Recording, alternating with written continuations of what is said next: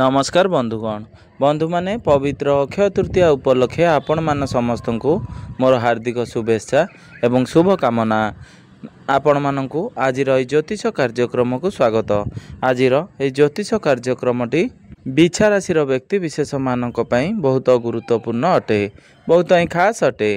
कारण बिछा राशि व्यक्ति विशेष मानकर जीवन यही पवित्र अक्षय तृतीया परठारु संपूर्ण रूप से बदलवाक जाऊँगी।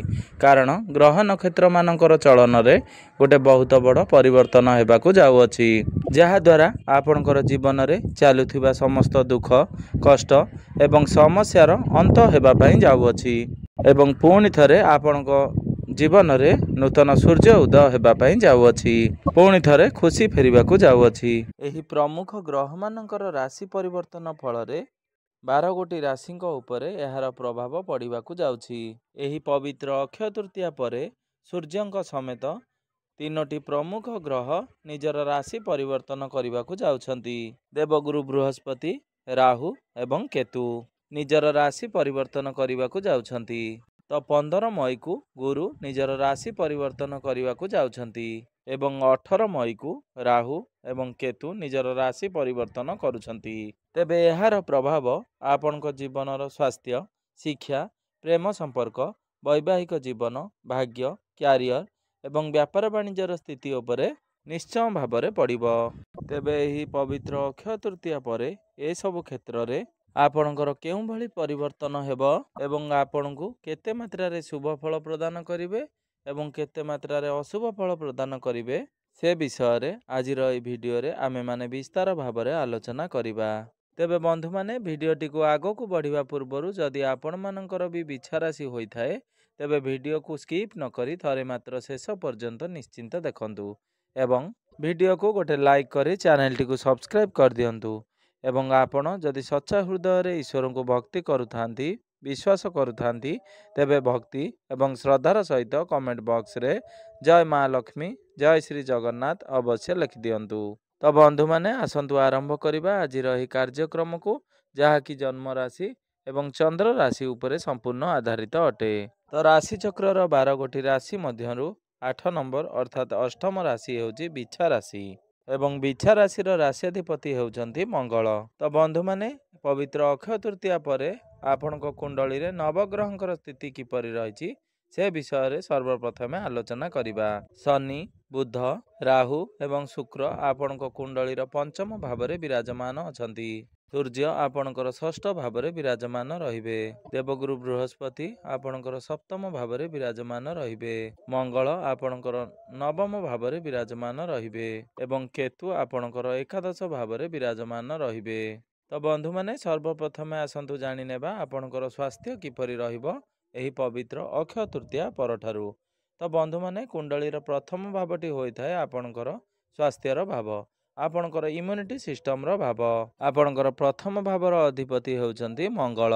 मंगल आपणकर नवम भाव में विराजमान अछंती। जेहेतु मंगल आपणक कुंडलीर त्रिकोण रे विराजमान अछंती एवं बहुत भल स्थिति रे विराजमान अछंती, तेणु स्वास्थ्य आपणकर बहुत खास रहिबो एवं इम्यूनिटी सिस्टम बहुत भल रहिबो।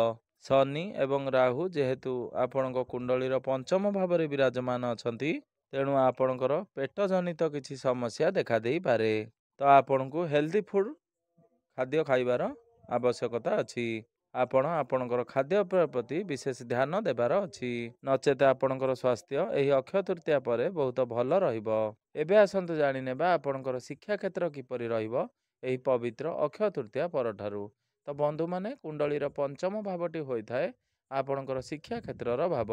आपणकर पंचम भावर अधिपति हेउचंती देवगुरु बृहस्पति। देवगुरु बृहस्पति आपणक कुंडलीर सप्तम भाव में विराजमान अछंती।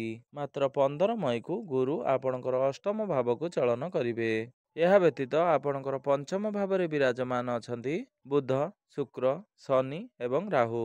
तो बंधु माने पाठपढ़ा तो आपणकर भल रहुची, मात्र 15 मई को गुरु जेतेबेले आपणकर अष्टम भाव को चलन करिवे तो सेतेबेले आपण पाठपढ़ा को नहीं विशेष रूप से कन्फ्यूज होई पारंती। तो बंधु माने संपूर्ण 1 वर्ष पर्यंत गुरु आपणकर अष्टम भाव में संपूर्ण विराजमान रहिबे। कारण गुरु गोटे राशि रे संपूर्ण 1 वर्ष पर्यंत विराजमान रुहंती। तेणु पाठ पढ़ारे नहीं आपणक मनरे कन्फ्यूजन देखादेव। तेणु 15 मई पर आपणको आपणकर पाठ पढ़ारे टिके सीरियस रहिबाकू पड़िबो। आपण पाठ पढ़ारे केवल फोकस रखिबाकू पड़िबो। तो आपण जदि एडमिशन किंबा फॉर्म फिलअप करबाकू चाहुचंती तो आपण 15 मई पूर्वरु ଏହା କରିନିଅନ୍ତୁ। ତାହା ଆପଣଙ୍କ ପାଇଁ सर्वोत्तम रहिबो। तो 15 मई पूर्वरु जदि आपणकर कोनोसी एग्जाम रहिछि तो एग्जाम आपणक ପାଇଁ ଭଲ ହେବ। ଏବେ ଆସନ୍ତୁ ଜାଣି ନେବା ଆପଣଙ୍କର ପ୍ରେମ ଜୀବନ କିପରି ରହିବ ଏହି ପବିତ୍ର ଅକ୍ଷୟ ତୃତୀୟା ପରଠାରୁ। ତ ବନ୍ଧୁମାନେ କୁଣ୍ଡଳୀର ପଞ୍ଚମ ଭାବଟି ଶିକ୍ଷାର ଭାବ ହେବା ସହିତ ପଞ୍ଚମ ଭାବଟି ହୋଇଥାଏ ଆପଣଙ୍କର ପ୍ରେମ ଜୀବନର ଭାବ, ଆପଣଙ୍କର ସନ୍ତାନ ସନ୍ତତିର ଭାବ। ତ ଆପଣଙ୍କର ପଞ୍ଚମ ଭାବର ଅଧିପତି ହେଉଛନ୍ତି ଦେବଗୁରୁ ବୃହସ୍ପତି। ଦେବଗୁରୁ ବୃହସ୍ପତି ଆପଣଙ୍କର ସପ୍ତମ ଭାବରେ ବିରାଜମାନ ଅଛନ୍ତି ଏବଂ 15 ମଇକୁ ଗୁରୁ ଆପଣଙ୍କର ସପ୍ତମ ଭାବରୁ ବାହାରି ଅଷ୍ଟମ ଭାବକୁ ଚଳନ କରିବେ। ତେବେ ଆପଣଙ୍କ ପାଇଁ ଏକ ଭଲ କଥା ହେଉଛି ଆପଣଙ୍କର ପଞ୍ଚମ ଭାବରୁ ଖୁବ୍ ଶୀଘ୍ର ରାହୁ ବାହାରି ଯିବେ, ଯାହା ଆପଣଙ୍କର ପ୍ରେମ ଜୀବନ ପାଇଁ ବହୁତ ଲାଭଦାୟକ ହେବ। ଆପଣ ଦେଖିଥିବେ ବିଗତ 1.5 ବର୍ଷ ହେବ ଆପଣଙ୍କର ପ୍ରେମ ଜୀବନରେ କିଛି ନା କିଛି ସମସ୍ୟା ଲାଗି ରହୁଛି, ଯାହାକି 18 ମଇ ପରେ ଆପଣ ଆପଣଙ୍କର ପ୍ରେମ ଜୀବନରେ କିଛିଟା ପଜିଟିଭ ଚେଞ୍ଜେସ୍ ଦେଖିବା ପାଇଁ ପାଇବେ। ତେବେ ଆପଣଙ୍କର ପଞ୍ଚମ ଭାବର ଅଧିପତି ଗୁରୁ ଆପଣଙ୍କର ଅଷ୍ଟମ ଭାବକୁ ଚଳନ କରିବେ ଏବଂ ଶନି ଆପଣଙ୍କର ପଞ୍ଚମ ଭାବରେ ଗୋଚର କରୁଛନ୍ତି। ତେଣୁ ଆପଣ ଆପଣଙ୍କର ପାର୍ଟନରଙ୍କ ମଧ୍ୟରେ ଟିକେ ଜିଦ୍ଦି ସ୍ୱଭାବ ଦେଖିବାକୁ ପାଇବେ। ତେବେ ଏହି ସମୟର ଅବଧି ମଧ୍ୟରେ ଆପଣଙ୍କର ଲଭ୍ ରିଲେସନशिप ହୋଇପାରେ। ତ ବନ୍ଧୁମାନେ ଏବେ ଆସନ୍ତୁ ଜାଣିନେବା ଆପଣଙ୍କର ବୈବାହିକ ଜୀବନ କିପରି ରହିଛି ଏହି ପବିତ୍ର ଅକ୍ଷୟ ତୃତୀୟା ପରଠାରୁ। ତ ବନ୍ଧୁମାନେ କୁଣ୍ଡଳୀର ସପ୍ତମ ଭାବଟି ହୋଇଥାଏ ଆପଣଙ୍କର ବୈବାହିକ ଜୀବନର ଭାବ, ଆପଣଙ୍କର ଜୀବନ ସାଥୀଙ୍କର ଭାବ। ତ ଆପଣଙ୍କର ସପ୍ତମ ଭାବର ଅଧିପତି ହେଉଛନ୍ତି ଶୁକ୍ର। ଶୁକ୍ର ଆପଣଙ୍କ କୁଣ୍ଡଳୀର ପଞ୍ଚମ ଭାବରେ ଉଚ୍ଚସ୍ଥ ଅଛନ୍ତି ଏବଂ ଆପଣଙ୍କ କୁଣ୍ଡଳୀର ସପ୍ତମ ଭାବରେ ଦେବଗୁରୁ ବୃହସ୍ପତି ବିରାଜମାନ ଅଛନ୍ତି। ତ ଏହି ଅକ୍ଷୟ ତୃତୀୟା ପରେ ଆପଣଙ୍କର ବୈବାହିକ ଜୀବନ ବହୁତ ଭଲ ରହିବ। ଆପଣଙ୍କ ମଧ୍ୟରେ ଭଲ ପାଇବା ବଢ଼ିବ, ଆପଣଙ୍କ ଭିତରେ ଅଣ୍ଡରଷ୍ଟାଣ୍ଡିଂ ଠିକ୍ ରହିବ, ଆପଣଙ୍କ ମଧ୍ୟରେ ତାଳମେଳ ଠିକ୍ ରହିବ। ଆପଣ ଦୁଇ ଜଣ ମିଶି କେଉଁଆଡ଼େ ବୁଲିବା ପାଇଁ ପ୍ଲାନିଂ କରିପାରନ୍ତି ବା ବୁଲାବୁଲି କରିବାକୁ ଯାଇପାରନ୍ତି। ଏବେ ଆସନ୍ତୁ ଜାଣିନେବା ସବୁଠାରୁ ମହତ୍ତ୍ୱପୂର୍ଣ୍ଣ ବିଷୟବସ୍ତୁ ଆପଣଙ୍କର ଭାଗ୍ୟ, କ୍ୟାରିୟର ଏବଂ ବ୍ୟାପାର ବାଣିଜ୍ୟର ସ୍ଥିତି କିପରି ରହିଛି ଏହି ପବିତ୍ର ଅକ୍ଷୟ ତୃତୀୟା ପରର ସମୟ। ତ ବନ୍ଧୁମାନେ କୁଣ୍ଡଳୀର ନବମ ଭାବଟି ହୋଇଥାଏ ଆପଣଙ୍କର ଭାଗ୍ୟର ଭାବ ଏବଂ ଦଶମ ଭାବଟି ହୋଇଥାଏ ଆପଣଙ୍କର କାର୍ଯ୍ୟକ୍ଷେତ୍ର ତଥା କ୍ୟାରିୟରର ଭାବ। ତ ସପ୍ତମ ଭାବଟି ହୋଇଥାଏ ଆପଣଙ୍କର ବ୍ୟାପାର ବାଣିଜ୍ୟର ଭାବ। ଆପଣଙ୍କର ନବମ ଭାବ ତଥା ଭାଗ୍ୟ ଭାବର ଅଧିପତି ହେଉଛନ୍ତି ଚନ୍ଦ୍ରମା। ଚନ୍ଦ୍ରମା ଯିଏକି ପ୍ରତି 2 ଦିନରେ ଥରେ ନିଜର ରାଶି ପରିବର୍ତ୍ତନ କରିଥାନ୍ତି। ତ ଆପଣଙ୍କର ନବମ ଭାବରେ ବିରାଜମାନ ଅଛନ୍ତି ଆପଣଙ୍କର ରାଶିର ଅଧିପତି ମଙ୍ଗଳ। ତ ଅକ୍ଷୟ ତୃତୀୟା ପରେ ଆପଣଙ୍କର ଭାଗ୍ୟ ବହୁତ ଭଲ ରହିବ। ଆପଣଙ୍କୁ ଆପଣଙ୍କର ଭାଗ୍ୟର ପୂର୍ଣ୍ଣ ମାତ୍ରାରେ ସପୋର୍ଟ ମିଳିବ। ତ ମଙ୍ଗଳ ଯେହେତୁ ଆପଣଙ୍କ କୁଣ୍ଡଳୀର ନବମ ଭାବରେ ନିଚସ୍ଥ ଅଛନ୍ତି ତେଣୁ ତରବର ହୋଇ ଆପଣ କିଛି ନିଷ୍ପତ୍ତି ନେବେ ନାହିଁ କିମ୍ବା କୌଣସି କାର୍ଯ୍ୟ କରିବେ ନାହିଁ। ଆପଣ ଯେଉଁ ବି କାର୍ଯ୍ୟ ତରବର ହୋଇ କରିବେ ସେଥିରେ ଆପଣଙ୍କର ଲସ୍ ହେବ। ତ ଯଦି ଆପଣ ପ୍ଲାନିଂ କରି ବୁଝି ବିଚାରି କାର୍ଯ୍ୟ କରନ୍ତି ତ ସେଥିରେ ଆପଣ ନିଶ୍ଚିନ୍ତ ଭାବରେ ସଫଳତା ପ୍ରାପ୍ତି କରିବେ। ଯଦି ଆପଣ ଏହି ସମୟର ଅବଧି ମଧ୍ୟରେ ସେୟାର ମାର୍କେଟ, ଷ୍ଟକ୍ ମାର୍କେଟରେ ଇନଭେଷ୍ଟମେଣ୍ଟ କରିବାକୁ ଚାହୁଁଛନ୍ତି ତ ଆପଣ 18 ମଇ ପରେ ଏସବୁ କାର୍ଯ୍ୟ କରିବେ, ତାହା ଆପଣଙ୍କ ପାଇଁ ସର୍ବୋତ୍ତମ ରହିବ। ଏବଂ ଆପଣ ଯଦି ଶୁଭ ମାଙ୍ଗଳିକ କାର୍ଯ୍ୟର ଆୟୋଜନ କରିବାକୁ ଚାହୁଁଛନ୍ତି ତ 15 ମଇ ପୂର୍ବରୁ ଆପଣ ଏହା କରିନିଅନ୍ତୁ, ଆପଣଙ୍କ ପାଇଁ ଲାଭଦାୟକ ହେବ। ଏବେ ଆସନ୍ତୁ ଜାଣିନେବା ଆପଣଙ୍କର କ୍ୟାରିୟର କିପରି ରହିବ ଏହି ପବିତ୍ର ଅକ୍ଷୟ ତୃତୀୟା ପରର ସମୟ। ତ ବନ୍ଧୁମାନେ କୁଣ୍ଡଳୀର ଦଶମ ଭାବଟି ହୋଇଥାଏ ଆପଣଙ୍କର କାର୍ଯ୍ୟକ୍ଷେତ୍ର ତଥା କ୍ୟାରିୟରର ଭାବ। ତ ବନ୍ଧୁମାନେ ଏହି ପବିତ୍ର ଅକ୍ଷୟ ତୃତୀୟା ପରେ ଆପଣଙ୍କର କ୍ୟାରିୟର ବା କାର୍ଯ୍ୟକ୍ଷେତ୍ରରେ ଗୋଟେ ବହୁତ ବଡ଼ ପରିବର୍ତ୍ତନ ହେବା ପାଇଁ ଯାଉଅଛି, କାରଣ କେତୁ ଆପଣଙ୍କ କୁଣ୍ଡଳୀର ଏକାଦଶ ଭାବରୁ ବାହାରି ଆପଣଙ୍କର କ୍ୟାରିୟର ଭାବରେ ତଥା ଦଶମ ଭାବରେ ପ୍ରବେଶ କରିବେ ଏବଂ ରାହୁ ଆପଣଙ୍କର ଚତୁର୍ଥ ଭାବରେ ପ୍ରବେଶ କରିବେ।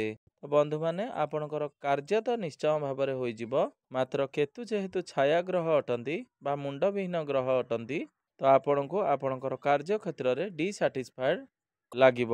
ଆପଣଙ୍କର କାର୍ଯ୍ୟକ୍ଷେତ୍ରରେ ପରିବର୍ତ୍ତନର ଚିନ୍ତାଧାରା ଆପଣଙ୍କ ମନକୁ ଆସିବ, ଆପଣଙ୍କୁ ଆଳସ୍ୟ ଦେଖାଦେବ, ଆପଣ ଆପଣଙ୍କ କାମକୁ ଟାଳିବାକୁ ଲାଗିବେ। ଏପରି ହେବ ଆପଣ ଆପଣଙ୍କର କାମକୁ ଅନ୍ୟ ଦ୍ୱାରା କରାଇବାକୁ ଚେଷ୍ଟା କରାଇବେ। ତେବେ ସୂର୍ଯ୍ୟଙ୍କର ସ୍ଥିତି ଭଲ ଥିବା ହେତୁ ଆପଣଙ୍କର କାମ କାର୍ଯ୍ୟ ଆରାମରେ ହୋଇଯିବ। ଆପଣଙ୍କର କାର୍ଯ୍ୟ ଉପରେ ଏସବୁର ଖରାପ ପ୍ରଭାବ ପଡ଼ିବ ନାହିଁ। ବ୍ୟାପାର ବାଣିଜ୍ୟର କଥା ହେବା ଯଦି ତ ଏହି ଅକ୍ଷୟ ତୃତୀୟା ପରେ ଆପଣଙ୍କ ପାଇଁ ସମୟ ସର୍ବୋତ୍ତମ ରହିବ। ତ ବ୍ୟାପାର ବାଣିଜ୍ୟରେ ଆପଣଙ୍କୁ ପ୍ରଚୁର ଲାଭ ପ୍ରାପ୍ତି ହେବ। ଆପଣ ବ୍ୟାପାରକୁ ଆଗକୁ ବଢ଼ାଇବା ପାଇଁ ପ୍ଲାନିଂ କରିପାରନ୍ତି। କାରଣ ଶୁକ୍ର ଏବଂ ବୁଧ ଦୁଇ ପ୍ରମୁଖ ଗ୍ରହ ଆପଣଙ୍କର ତ୍ରିକୋଣରେ ବିରାଜମାନ ଅଛନ୍ତି। ସୂର୍ଯ୍ୟ ମଧ୍ୟ ଆପଣଙ୍କର ସପ୍ତମ ଭାବରେ ଚଳନ କରିବେ, ଯାହା ଫଳରେ ଆପଣଙ୍କର ବ୍ୟାପାର ବାଣିଜ୍ୟରେ ଆପଣଙ୍କୁ ପ୍ରଚୁର ଲାଭ ପ୍ରାପ୍ତି ହେବ। ଆପଣଙ୍କର ଫାଇନାନ୍ସିଆଲ ଗ୍ରୋଥ ହେବ। କିନ୍ତୁ 15 ମଇ ଠାରୁ ଗୁରୁ ଆପଣଙ୍କର ଦୁର୍ବଳ ହୋଇଯିବେ।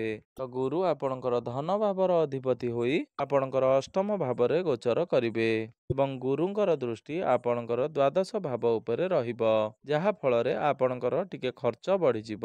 ତେବେ 18 ମଇ ପରେ ଆପଣ ଆପଣଙ୍କର ଖର୍ଚ୍ଚ ଉପରେ ଟିକେ ନିୟନ୍ତ୍ରଣ ରକ୍ଷା କରିବାର ଅଛି ଏବଂ ଆପଣ ବ୍ୟାଙ୍କ ବାଲାନ୍ସ ବଢ଼ାଇବାକୁ ଚେଷ୍ଟା କରନ୍ତୁ ଏବଂ ଆପଣ ଟଙ୍କା କିଛି ସଞ୍ଚୟ କରନ୍ତୁ।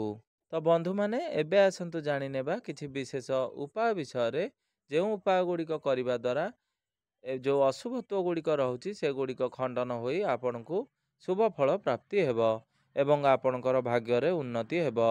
ଆପଣ ପ୍ରତ୍ୟେକ ଦିନ ଗୁରୁଙ୍କର ବୀଜ ମନ୍ତ୍ରର ଜପ 108 ଥର ଜପ କରନ୍ତୁ।